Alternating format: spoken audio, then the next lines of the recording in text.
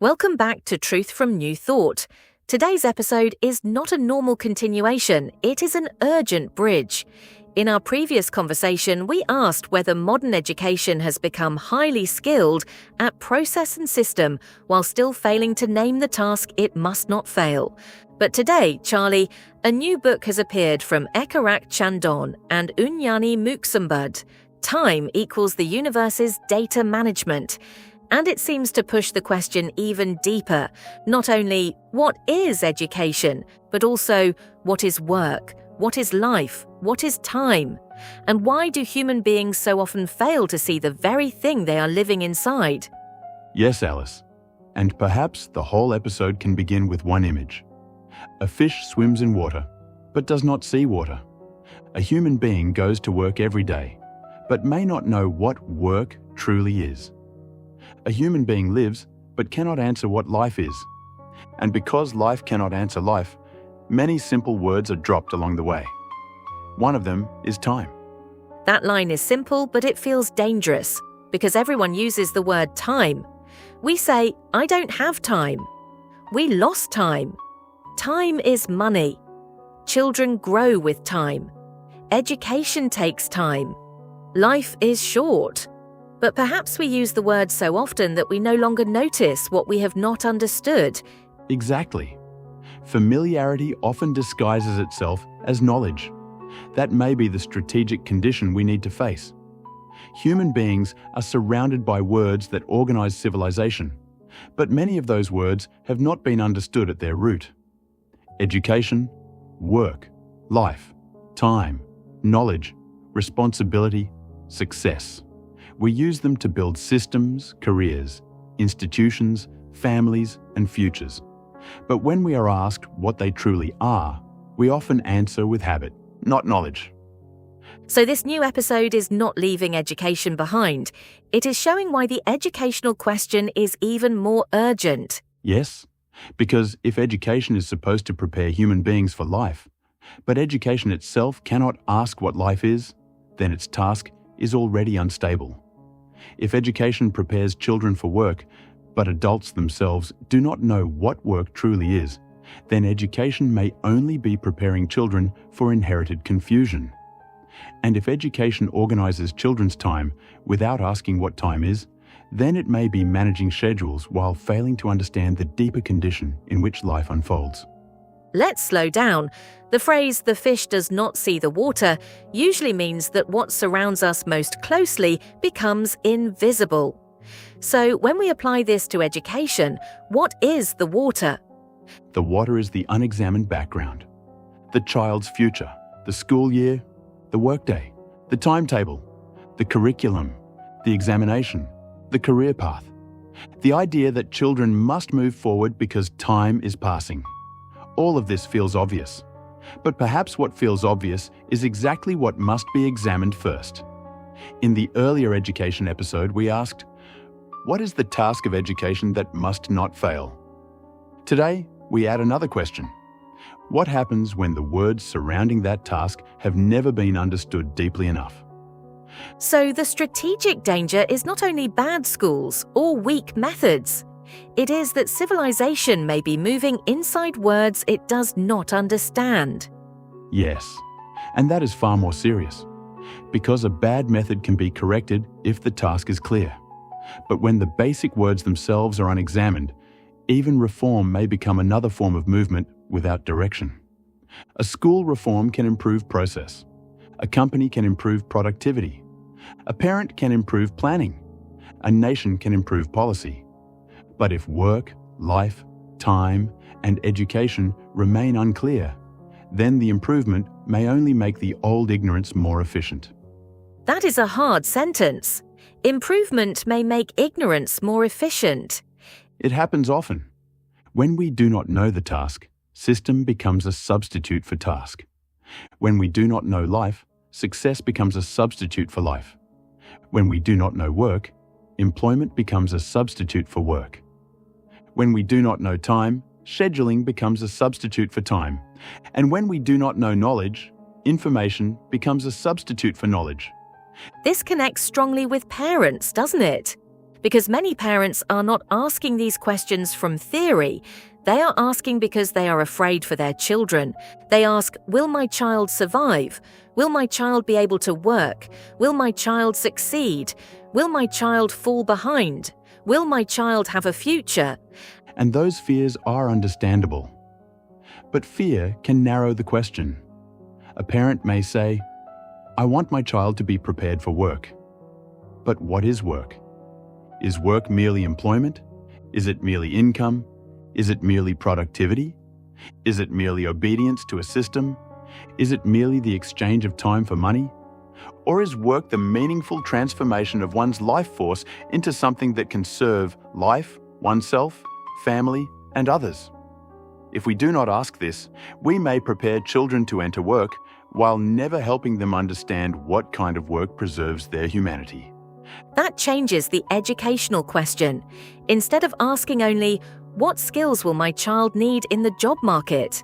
We may also need to ask, what kind of relationship to work will allow my child not to lose their heart? Exactly. And that question belongs not only to homeschooling families or alternative education communities, it belongs to every parent. Because even when a child attends school, the parent cannot outsource the deeper question of life. A school can teach subjects. A school can measure performance. A school can organize time. But a school cannot fully replace the parent's responsibility to ask what kind of life the child is being prepared to live. Then the new book on time becomes relevant because time is not just a physics word, it is also a family word. Parents feel time passing, children grow, schedules fill, work consumes hours, education consumes years. And sometimes the whole life of a family becomes arranged around time without anyone asking what time is doing to the meaning of life. Yes, and we need to be careful here. The book time equals. The universe's data management is not simply saying, here is the final answer to time. Its responsible posture is more disciplined than that. It asks the reader not to assume that time is already understood merely because we can measure it. That distinction matters. Clock time is public. Calendar time is useful. Schedule time is necessary. But the usefulness of a measurement does not prove that the root of the thing measured has been understood. So when a parent says, my child is losing time, they may mean one thing. When a school says, we need more instructional time, it may mean another. When a worker says, I sold my time, it means another. And when a physicist asks what time is, the question becomes deeper still. Yes, and the danger is that the same word can travel through many levels without being examined at any level. Time as schedule, time as measurement, time as memory, time as aging, time as opportunity, time as loss, time as continuity, time as transformation. If we collapse all of these into one familiar word, we may think we understand because we can speak fluently. But fluency is not permission. That phrase feels important. Fluency is not permission. It is very important, because human beings often use words beyond their earned knowledge. We use education before we know its task. We use work before we know its meaning. We use life before we know what life is. We use time before we know what time points toward. And then we build civilization on those words. This is the strategic danger. Not that we know nothing. Humanity knows many things. Physics has achieved extraordinary success. Education has achieved many real benefits. Work has built civilization. Families have carried love across generations.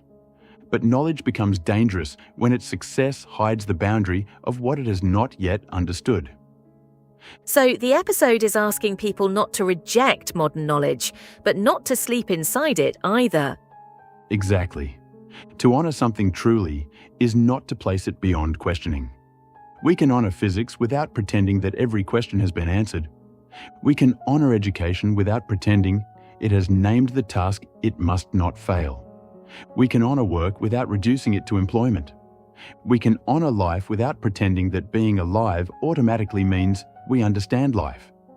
And we can honor time by refusing to use it only as a background assumption. Let's return to the fish. A fish does not see water because water is not an object in front of it. It is the condition of its movement. Could we say that time is like that for human beings? At least as a metaphor, yes. We do not encounter time as one object among objects. We live through it. We measure through it. We remember through it. We lose through it. We grow through it. We regret through it. We love through it. We educate through it. We work through it. Because time is so close to every experience, it becomes easy to leave it unexamined. But the closest thing may be the most dangerous thing to misunderstand. That reminds me of education again. Children are inside education for years, but may never ask what education is. Workers are inside work for decades, but may never ask what work is. Human beings are inside life from birth to death, but may never ask what life is. And all of it happens inside time. Yes, this is why the new book creates an urgent bridge. The education question was already serious. What must education not fail? But once the question of time appears, we begin to see that education may have been failing not only at the level of school design, but at the level of fundamental words.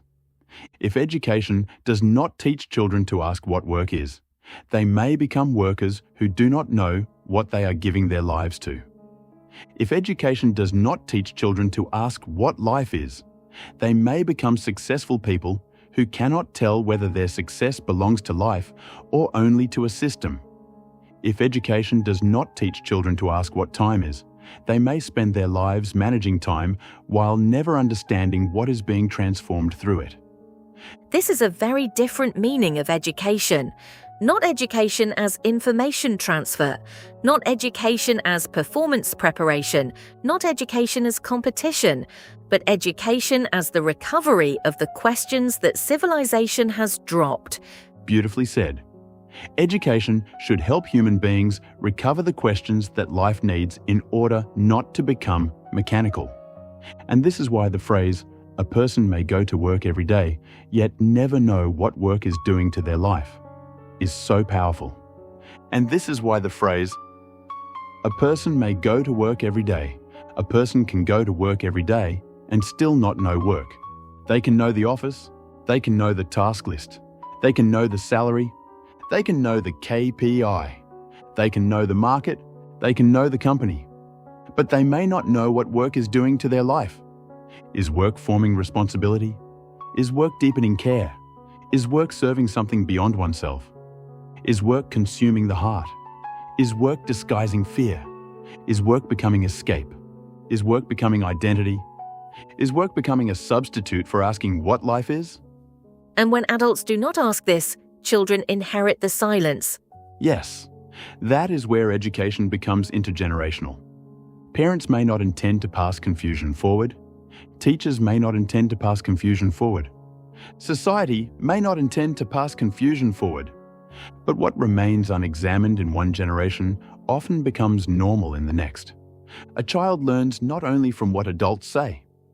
A child learns from what adults never ask. That sentence is painful. A child learns from what adults never ask. It is painful, but necessary. If adults never ask what work is, children may think work is simply where adults disappear every day. If adults never ask what time is, children may think time is only something to manage, spend, waste, or lack. If adults never ask what life is, children may think life is merely survival plus achievement. If adults never ask what education is, children may think education is simply the long corridor one must pass through before being allowed to work. So this urgent episode is not saying everyone must become a philosopher. It is saying that some words are too important to be left to habit. Exactly. Not every family needs to use technical language. Not every parent needs to study physics. Not every child needs to discuss metaphysics. But every responsible education must protect the child's right to meet the deep questions before life becomes too crowded with borrowed answers. What is life? What is work? What is time? What is knowledge? What is responsibility? What am I giving myself to? What am I becoming through what I repeat every day? These are not decorative questions. They are strategic questions. Why strategic? Because whoever controls the unexamined meaning of these words controls the direction of human life. If work means only productivity, then life will be organized around productivity. If education means only competition, then children will be formed through comparison. If time means only money, then the human being becomes an economic instrument. If life means only survival, then conscience becomes optional. If knowledge means only information, then wisdom becomes unnecessary. So the battle is not only political, economic, or technological. It is linguistic, it is existential, it is educational. And perhaps this is why AI makes the situation more urgent, because AI can accelerate processes built on unclear words. Yes, AI can help us write faster, calculate faster, produce faster, search faster, summarize faster, and organize faster. But if the task is wrong, acceleration is not salvation. It is amplification. If we do not know what education must not fail, AI may help us scale educational confusion. If we do not know what work is, AI may help us optimize meaningless work. If we do not know what knowledge is, AI may multiply information while weakening understanding. If we do not know what time is, AI may make us faster without making us more awake. That connects directly to the earlier podcast. Before we reform education, we must admit we do not yet know its task. Now we might say, before we accelerate civilization, we must admit we do not yet understand the words that guide it. Yes. And this is not a call for paralysis. It is a call for disciplined pause.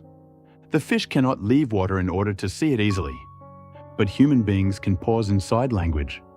We can stop and ask, what am I using this word to avoid? What do I think I know because I can speak fluently? What have I inherited without examining? What am I passing to my child as if it were knowledge? What question have I dropped because daily life rewards movement more than understanding? So what should parents do with this episode? They do not need to solve time. They do not need to agree with every proposal in the new book. They do not need to turn the family dinner table into a physics seminar. But they can begin with one act. Recover one dropped question. Ask the child and ask themselves, what do we think work is? What do we think education is for? What makes time feel lost? What makes time feel meaningful? What kind of life are we preparing for? What do we do every day without truly knowing what it is? The point is not to get a perfect answer. The point is to stop allowing life to pass entirely through inherited words. And for educators can ask, am I teaching only subjects, or am I helping students become responsible toward the words that will govern their lives? When I teach time, do I reduce it only to clocks and schedules? When I teach work, do I reduce it only to career readiness? When I teach life sciences, do I allow students to ask what life itself may mean, or do I only teach mechanisms? When I teach critical thinking, do I include the courage to question familiar words? This feels like the heart of the episode. A civilization may be educated and still be asleep inside its most familiar words. Yes, and perhaps that is the real emergency. Not that humanity has no knowledge, but that humanity may be using much of its knowledge while forgetting the unanswered questions beneath it. The new book on time does not only ask what time is, it models a posture. Do not pretend to know. Do not reject too quickly. Do not believe too quickly. Do not let familiar language close the question. Receive the words as data. Become responsible for what happens inside your own system. That posture is also the missing educational posture. So education, work, life, and time are not separate topics. They are connected by responsibility toward ignorance. Exactly. When we accept ignorance, we do not become weaker. We become more capable of meeting reality. A child who can say, I do not know yet, without shame, may become more trustworthy than a child trained only to perform certainty. A parent who can say, I do not yet know what education must not fail, may become more responsible than a parent who blindly follows the system. A civilization that can say, "We do not yet understand time," may become more capable of asking physics anew. And a human being who can say, "I do not yet know what life is," may finally begin to live less mechanically. Charlie, before we close, can we return to the sentence that began this episode? Yes, a fish swims in water and does not see water. A human goes to work and may not know work. Life cannot answer what life is. So many simple questions are dropped, and one of them is time. What should the listener do with that? Do not turn it into a slogan. Use it as a mirror. Tomorrow, when you look at your schedule, ask, "Is this time or only my arrangement of time?" When you go to work, ask, "Is this work or only the place where my life is being spent?" When you look at your child's education, ask, "Is this learning or only movement through a system?" And when you speak of life, ask, "Do I know life or have I only become used to being alive?" That is a difficult invitation. It should be. The deepest questions are not difficult because they are complicated. They are difficult because they are close. Water is close to the fish. Work is close to the worker. Life is close to the living. Time is close to everything. And education is where we decide whether the next generation will inherit only our answers or also recover the questions we dropped. This has been Truth from New Thought. Today's urgent episode was a bridge from education to work, life, and time. In response to the appearance of Time equals The Universe's Data Management by Ekarak Chandon and Unyani Muksombud, not as a demand to believe, but as an invitation to stop treating the most familiar words as if they were already understood. Before we close the door on education, perhaps we must first notice the water. And before we spend our time, perhaps we must ask what time is asking of us. I'm Alice. And I'm Charlie. Because the questions we forget are often the questions quietly shaping our lives. For the next forgotten question, subscribe and turn on notifications. Truth from New Thought is not here to give easy answers, but to help us recover the questions that education, work, life, and time may have taught us to pass by too quickly. Until next time, may we not rush past the questions that are still carrying the possibility of knowledge.